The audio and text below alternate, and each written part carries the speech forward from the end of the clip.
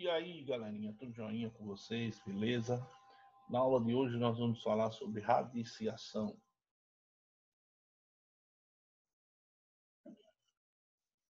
Ou trabalhar com raízes, né?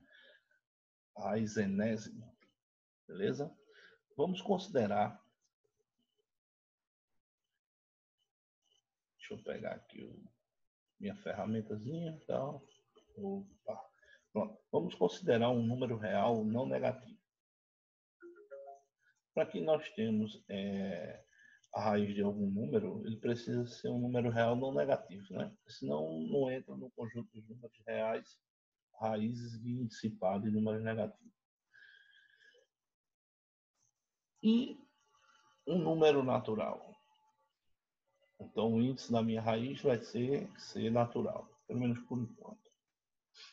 Com n, com esse índice, maior ou igual a 1. A raiz enésima de A é definida com o número B, ou seja, a gente vai ter um resultado real e não negativo, né? Então nós vamos sempre utilizar a função inversa da radiciação, que é a potenciação. Então a raiz enésima de A é B. Por quê? Porque B elevado a n vai ser igual a A. E aí lembre que B tem que ser maior ou igual a zero. Se n for um número ímpar, dizendo que a raiz enésima de um número real negativo, A é o número real negativo B. Ó, isso só vai acontecer quando o índice for ímpar. Por exemplo, se eu tiver assim, raiz cúbica de menos 8. A raiz cúbica de menos 8 é menos 2. Porque o índice é ímpar, então eu posso extrair a raiz de um número negativo. Se eu tivesse a raiz quadrada de menos 16, isso aqui, por sua vez, não tem solução nos reais. Isso não existe nos reais, tá?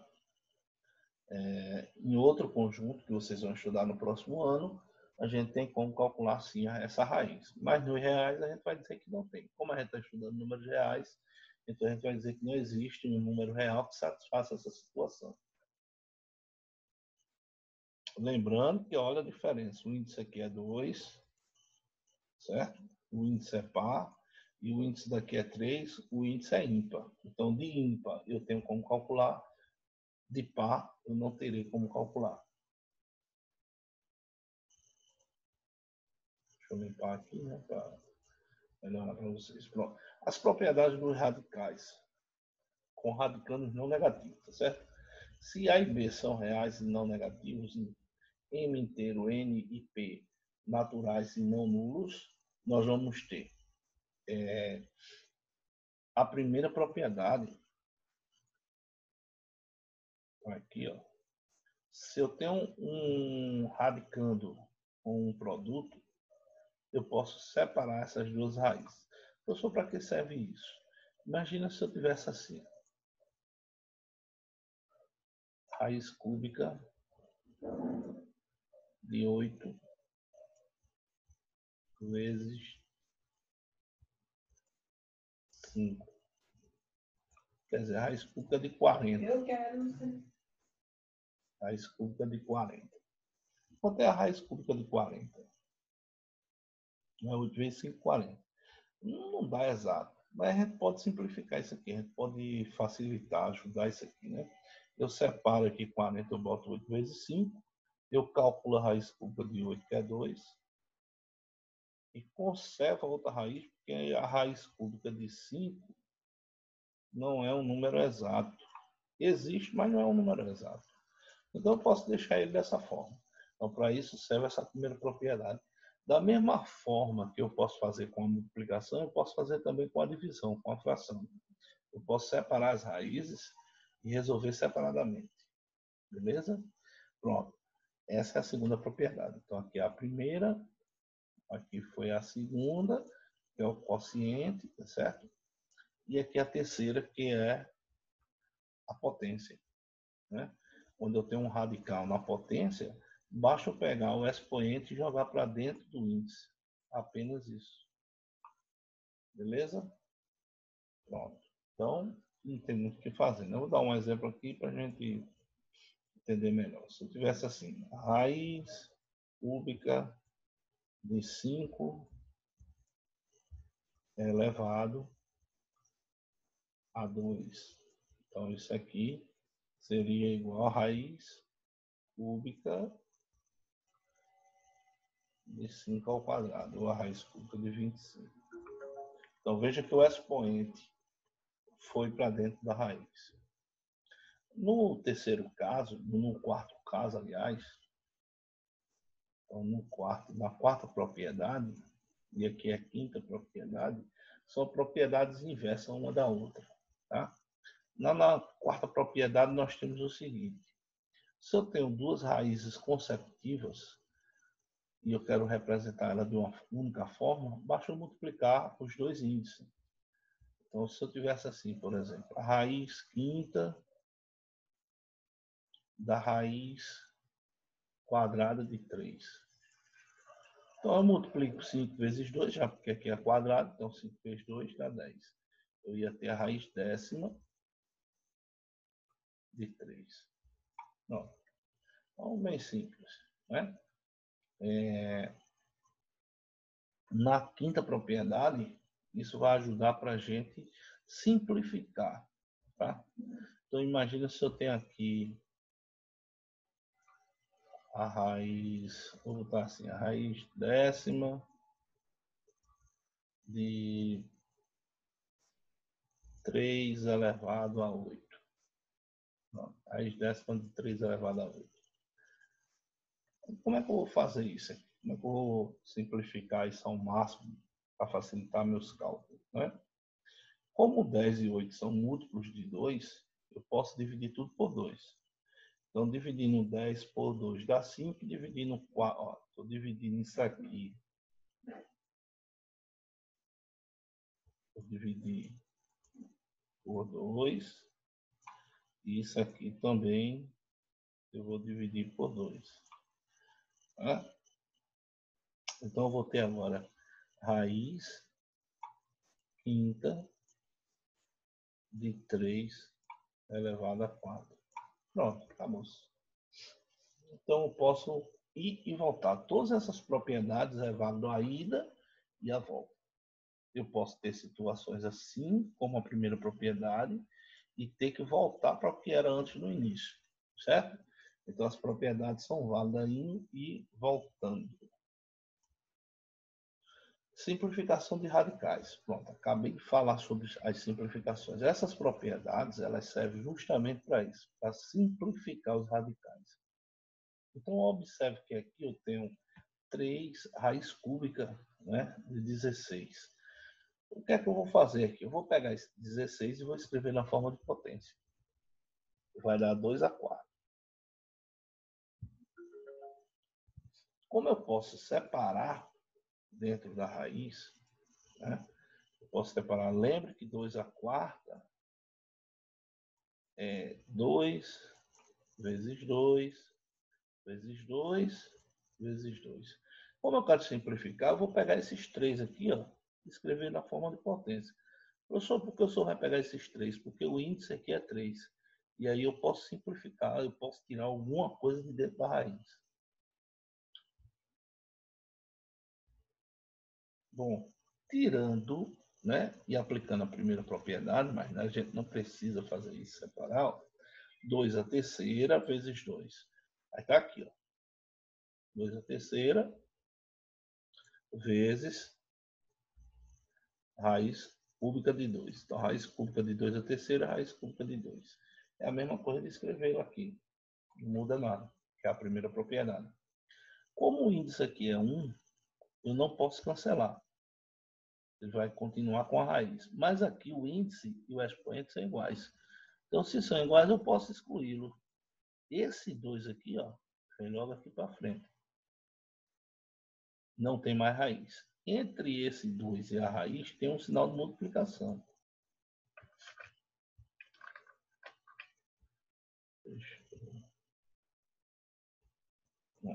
Sinal de multiplicação. E como a outra parte eu não pude simplificar nada, permanece. Então, 2 raiz cúbica de 2. Então, raiz cúbica de 16 é 2 raiz cúbica de 2. Essas propriedades vai servir justamente para isso, para facilitar na hora que for simplificar, na hora que a gente precisar simplificar alguma coisa. Lembrando novamente, chama atenção, as propriedades elas são válidas indo e voltando.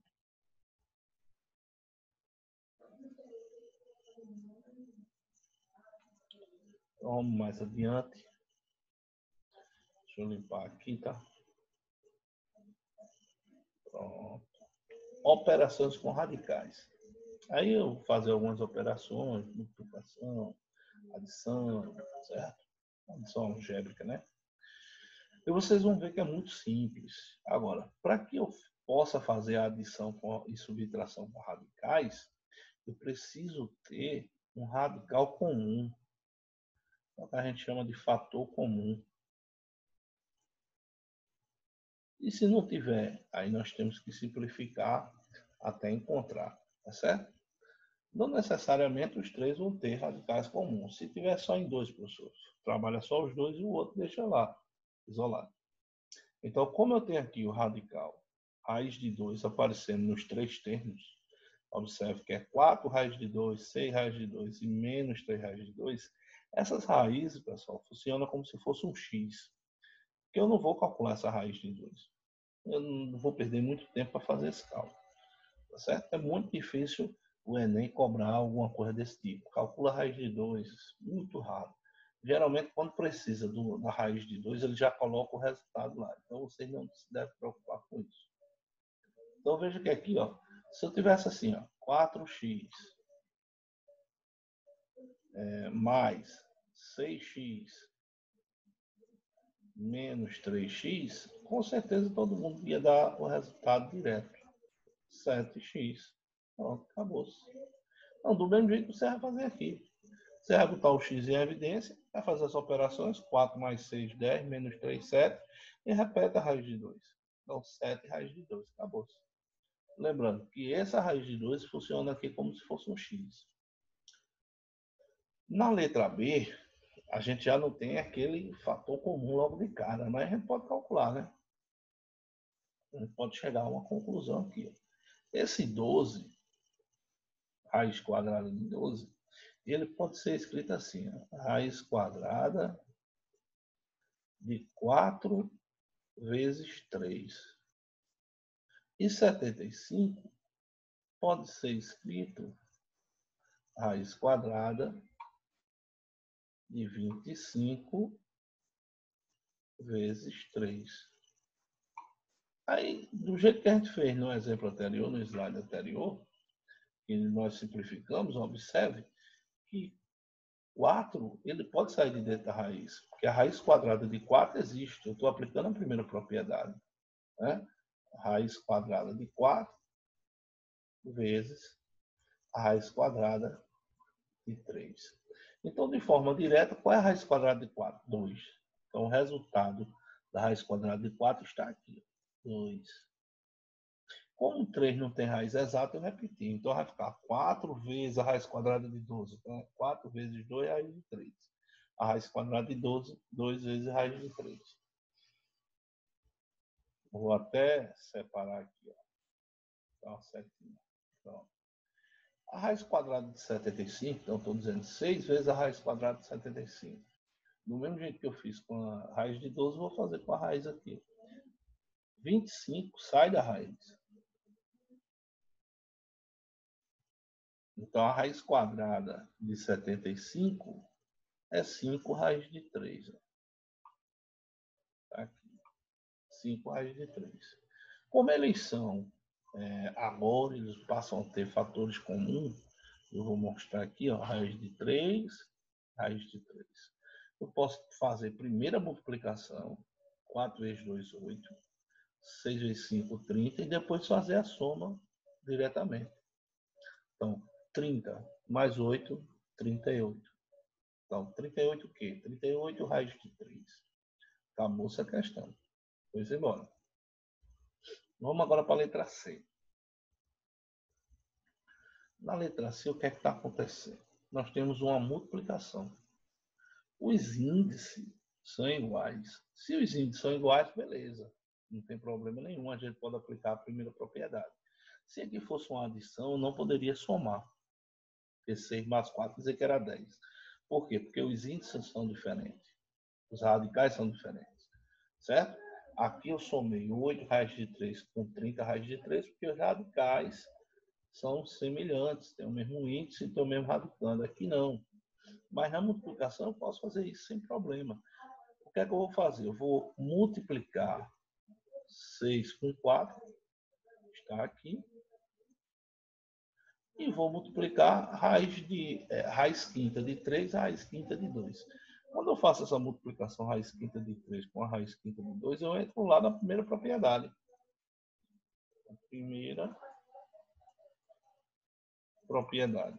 Então, lembre que eu disse a vocês que existem momentos que a gente pode voltar ao que era antes. Né? Então, se a primeira propriedade garante que, vamos lá, raiz quadrada, vamos botar assim, raiz sétima de 2 vezes 3 é a mesma coisa da raiz sétima de 2 vezes a raiz sétima de 3, então eu posso fazer o inverso. Se eu tenho a raiz sétima de 2 vezes a raiz sétima de 3, eu posso dizer que é a raiz sétima de 2 vezes 5. 2 vezes 3, desculpa. Então, aqui eu estou dizendo que a raiz quinta de 3 vezes a raiz quinta de 2 é a mesma coisa de 3 vezes 2, 6. É a raiz quinta de 6. E 6 vezes 4, 24. E aí eu chego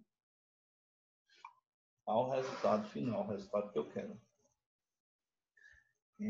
Essa parte aí, esse assunto que nós estamos estudando, são assuntos que vocês estudaram anteriormente, né?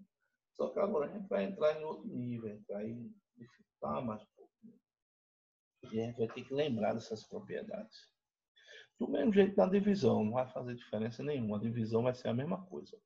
Eu vou dividir a parte inteira, que é 4, que é 12, 4. Divido 12 por 4, que vai dar 3, está aqui direto. E vou fazer a divisão aqui, ó. 10 por 5. Quanto é que dá 10 por 5? 2. Aqui. E repete o radical. Essa é a segunda propriedade. É a mesma coisa da multiplicação. Certo? Então, se eu tenho raiz cúbica de 10 sobre 5, eu posso escrever eles separados, sem problema nenhum, sem perca nenhuma. Então, 12 e 4. 12 dividido por 4 dá 3. E 10 dividido por 5 dá 2. E eu encontro aqui o resultado de 3 raiz cúbica de 2. Beleza? Pronto. Vamos ver se tem mais alguma coisa para a gente falar nessa aula. Racionalização de denominadores. Para quem não lembra de racionalizar, é transformar o denominador, que é um número irracional, para ser um número racional. Bom, é obrigado? Não. Eu digo que não é obrigado. Porém, se faz necessário. Porque existem alguns momentos que a gente precisa fazer o que? A gente precisa somar frações ou subtrair. E quando você pega uma fração cujo denominador é um número irracional, fica um pouco mais complexo, né? Então, para a gente racionalizar um denominador, nós vamos precisar fazer o quê? Nós vamos multiplicar a fração toda pelo denominador. E nesse caso aqui é a raiz de 3. Professor, por que a gente vai fazer isso? Porque quando eu multiplico a raiz de 3 vezes a raiz quadrada de 3, dá a raiz quadrada de 9. E a raiz quadrada de 9 é 3. Então eu deixo de ter um número irracional e passo a ter um número racional. Só que na fração eu não posso só multiplicar a parte de baixo, eu tenho que multiplicar a fração toda, porque senão não vão ser equivalentes. Essa fração aqui, ela tem o mesmo resultado dessa última, já racionalizada. Se eu pegar na calculadora, fizer 2 dividido pela raiz de 3, vai dar um número lá. Se eu pegar 2 vezes raiz de 3 e dividir por 3, vai dar o mesmo número. os resultados são equivalentes. Então, essa primeira fração e a última fração com o denominador racional, elas são equivalentes, certo? Isso aqui é numa fração com denominador simples, né? Agora, se eu pegar um denominador mais complexo, né? Se eu pegasse, por exemplo, 2 mais raiz de 3, seria a mesma coisa. Multiplicar o de cima por 2 mais raiz de 3, o de baixo por 2 mais raiz de 3. Joinha?